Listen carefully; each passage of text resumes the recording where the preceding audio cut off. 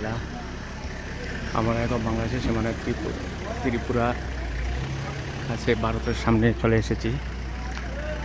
এখন আমরা যাচ্ছি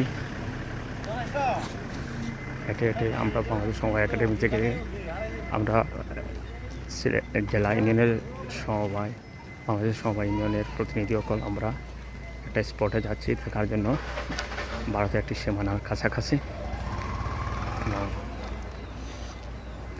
দেখা যাক কী অবস্থায় আমরা সুন্দর উপভোগ করতে পারি। আলহামদুলিল্লাহ।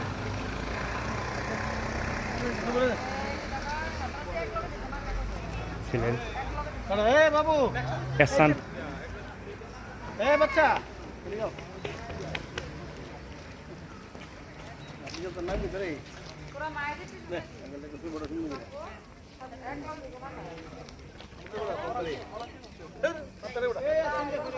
ঘুরাইয়া ভাতারে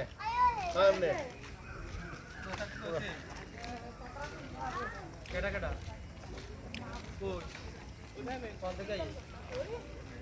এক সমানে দিবেন না কারণ